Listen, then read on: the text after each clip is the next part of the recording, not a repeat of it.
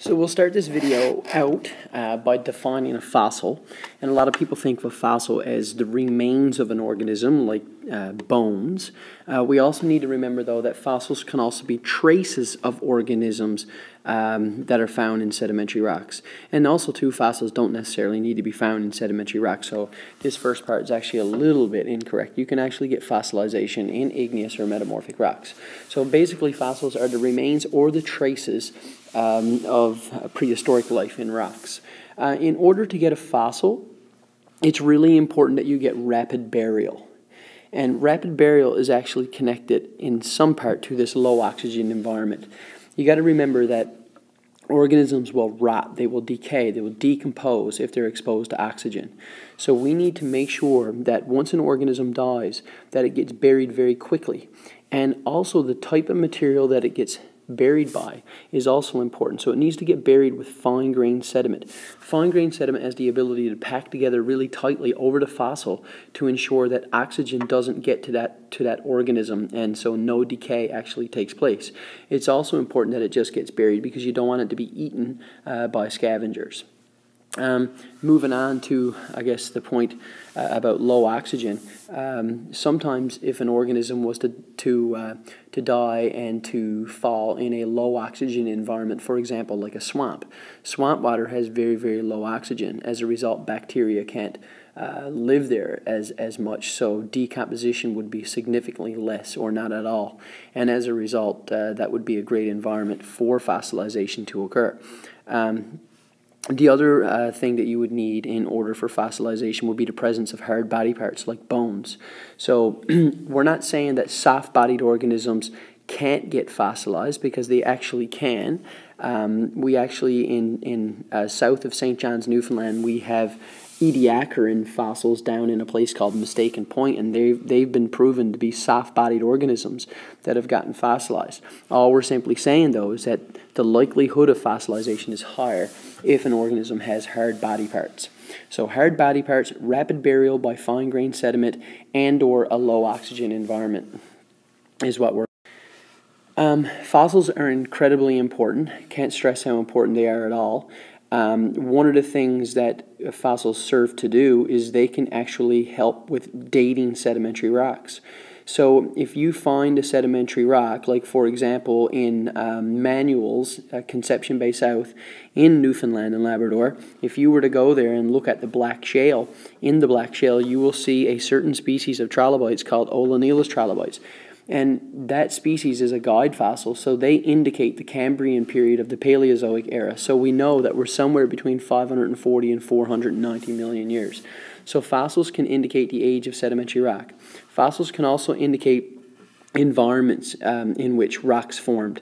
If you think about certain species that exist on Earth right now, if I said the word lobster, then you can automatically think of the type of environment that a lobster lives in.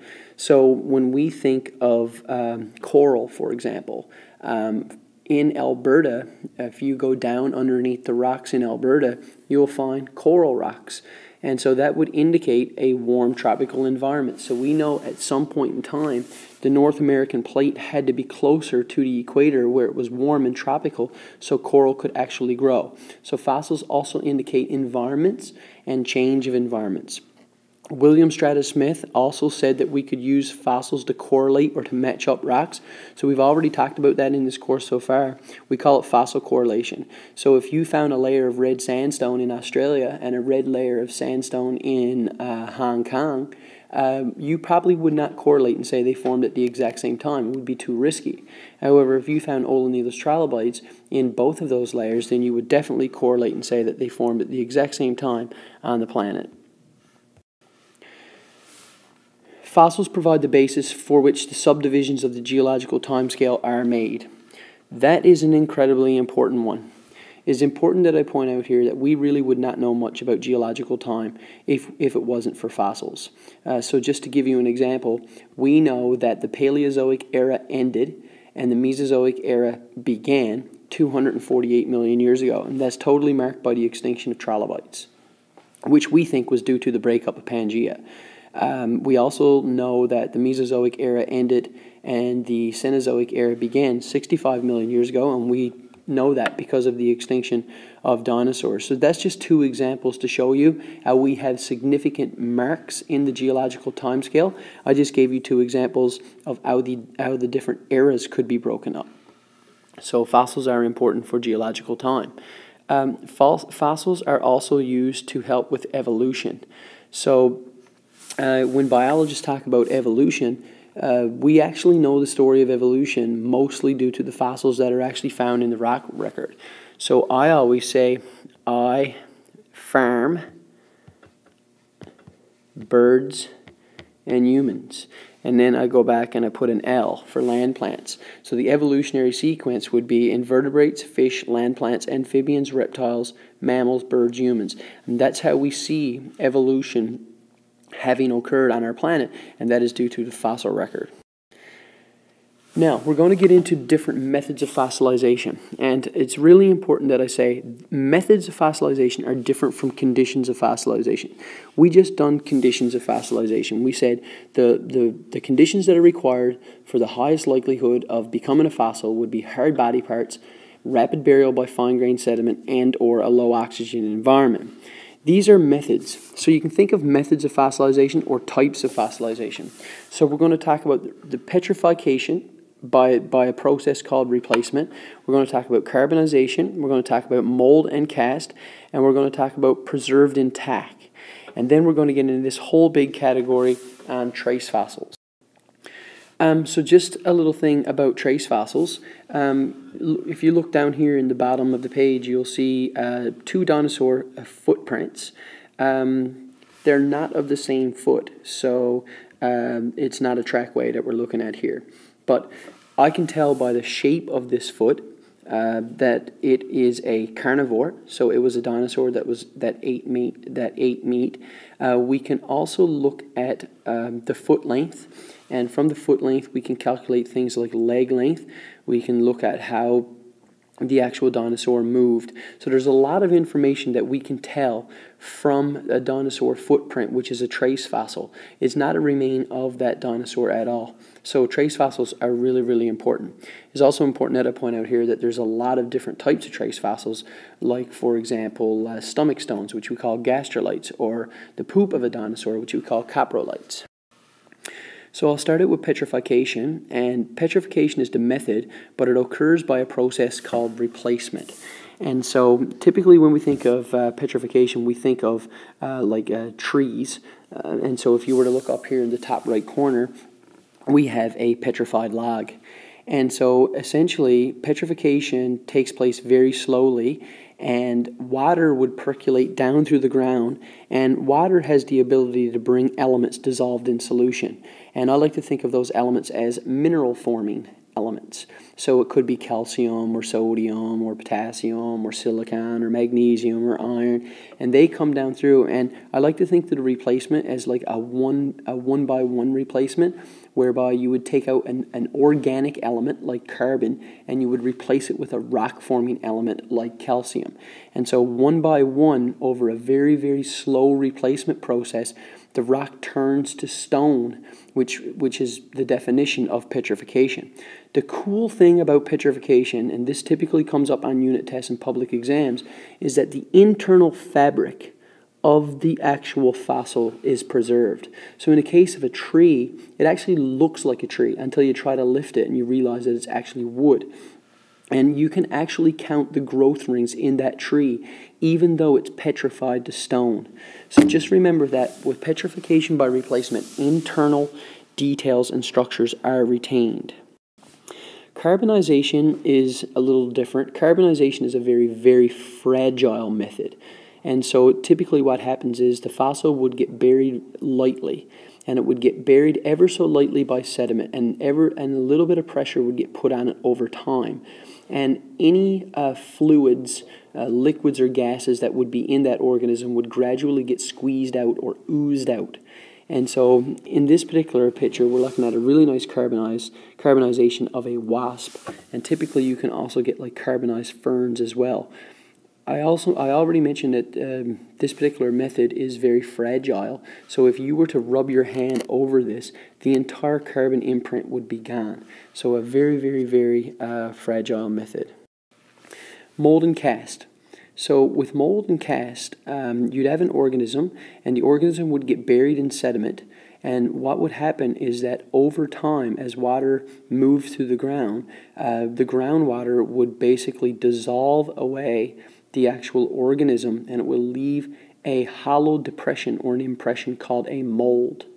And then what would happen is you would actually be able to see the external shape of the mold. So for example, if you had a clam and a clam got buried and the internal structures of the clam got dissolved away, you could actually still see the external shape or the mold of the clam.